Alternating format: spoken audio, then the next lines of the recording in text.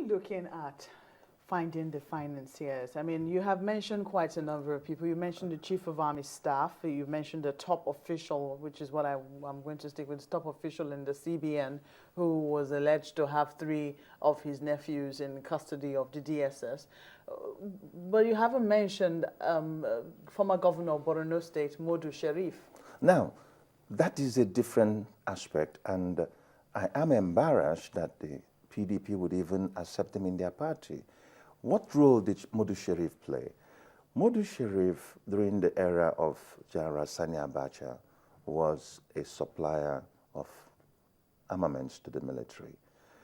Modu Sharif is on record for having set up a group of youths called the ECOMOG youths that at one point went to the house of a former petroleum minister, Shetima Ali Mungunu, to harass him for saying in 2004 or thereabout that the arming of youths in Borno will cause greater instability to Borno and the nation.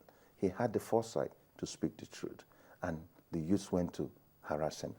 Modu Sharif was again notorious for setting up Ministry of Religious Affairs in Borno, of which Mr. Foy was a commissioner in his administration. He knew when Yusuf Muhammad was buying land within the Sambisa forest area. He cannot deny that. He armed these youths as an act of intimidation, at least the security record shows that. Now, it was during his tenure that the leader of this group, Yusuf, was killed extrajudicially after Yaradua had ordered the military to stand down Boko Haram.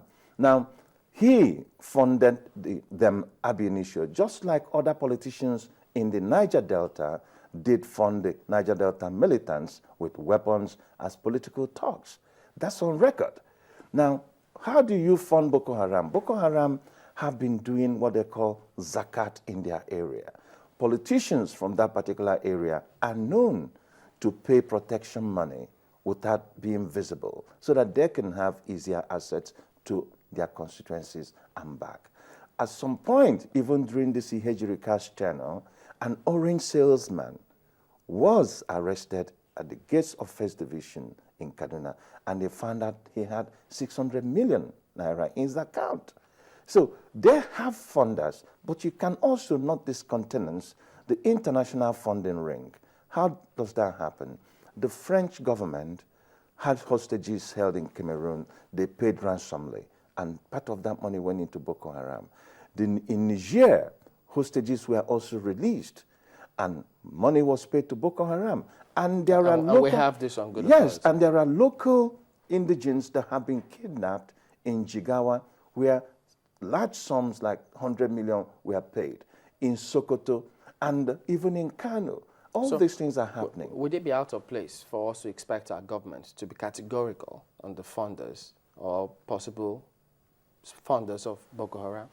No, it's not out of place. I think the government needs to step up the plate, because the joint operation going on between some international technicians and the Nigerian military is centered on how to, again, trail some of this funding, trail the spiritualists, trail the trainers, and the whole network that gives the impetus to Boko Haram to continue to operate.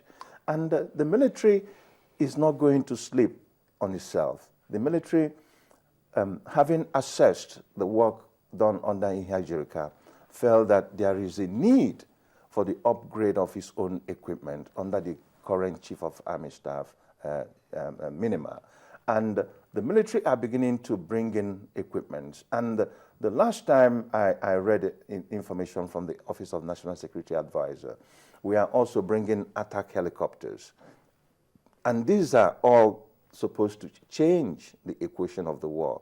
But the Boko Haram in itself is beginning to change the architecture of the war, which augurs well with military tactician and operational activities, because they are now moving from asymmetrical war to that of convention by believing or having the impetus to occupy a particular area, capture a particular area, hoist a flag, and got repelled. So they are no longer centered into asymmetry. They are looking at convention, and this is what the military is looking for. In other words, sooner rather than later, we should hear some announcements and some images showing that these areas have been That will recovered. happen. But that will happen. But I also hope that the coordinating Minister of Finance will also be as enthusiastic as I am in releasing security budgets timely enough so that they can go about and do their businesses. Finance people and security people, they think differently. You, strategic consultant, security is a very expensive thing, and you cannot play with it.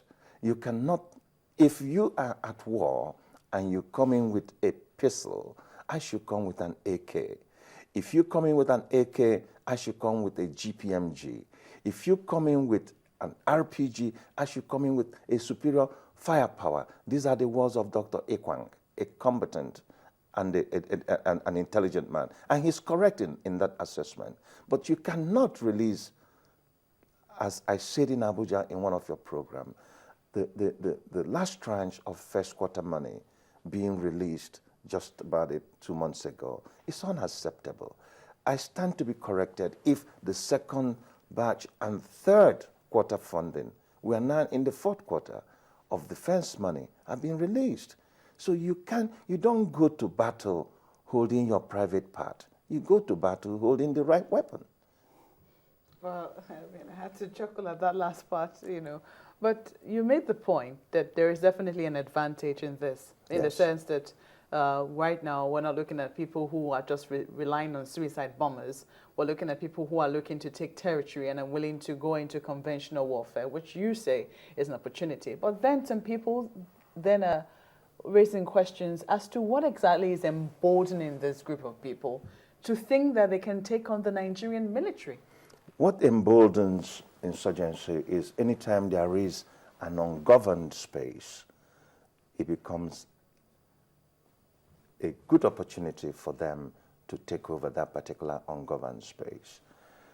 Some of the states in the Northeast are notorious for not having a functioning local government authority.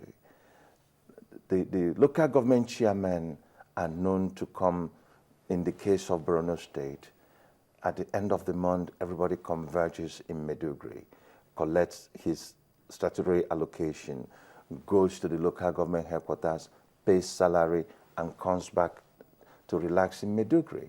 And you can't develop a local government in that manner. There must be infrastructure in local government. I have stated this time without number that there are no federal industries in the entire state of Borno. We need to redevelop and recalibrate the Chad Basin that has receded tremendously. So farmers who are farming the Maiduguri brown beans are afraid to go into the market. Those who are farming the Mangala fish is eaten more in the south. From Baga to Bama, all those areas, they are afraid to go and farm the Mangala fish. So you have to give them an alternative. Now, if you are moving into the area of Biu, or Damboa, Biu, all the way to Galkida, you have tremendous quantity of biorite. What is biorite? It's a rock that is used in the mining of crude oil that you embed in the diamond head that drills for crude. That's an industry of its own that needs to be developed under the local content of NMPC to create jobs and wealth for the youths who are waiting to be radicalized negatively rather than positively. Then we also need to reopen the case of psychological war operation. There is a difference between breaking down the wall and knocking down the wall. Big difference. When someone says break down the wall, it means you need a bulldozer to break down everything. But knock down the wall means standing next to the wall and knock from top to down. But the wall comes down and eventually. that is psychological. The wall doesn't come, but it feels the knock. So we need to really reprogram ourselves into psychological warfare. So you made a point in your opening monologue where you said that you hope the briefing center doesn't die, that nobody has heard from them lately. It costs money to run that fantastic center. National Orientation Agency could have done all that the Governor Amechi have talked about. There are in every local government and possibly every ward in Nigeria. By now, their radio station should be on, but it's not on. It's poorly funded. It is sequestered in That's the National Orientation Agency. Yes, yes, it is sequestered in the Ministry of Tourism, where it is dying silently. The military knew the import of that agency when it was called MAMSA, and that agency made Jerry Ghana a household name in Nigeria. So that agency needs to be moved out of that area and placed directly under the presidency, and they can disseminate information faster than any other person. But to run an information briefing center, when reporters come in, they expect some subtle dividend of democracy, and they want transportation back. And Mr. O'Meary, from the few that I have attended, cannot continue to give money day in, day out for people to come and gather information out of patriotism. It doesn't go that way. So we need to keep that center running. If that center was running and was able to give the proper information out, then Daily Trust, Vanguard wouldn't have alluded that 481 Nigerian soldiers flee into Cameroon, which is another absurdity that follows Dr. Stevens' remarks in pointing out who the financiers are. You didn't hear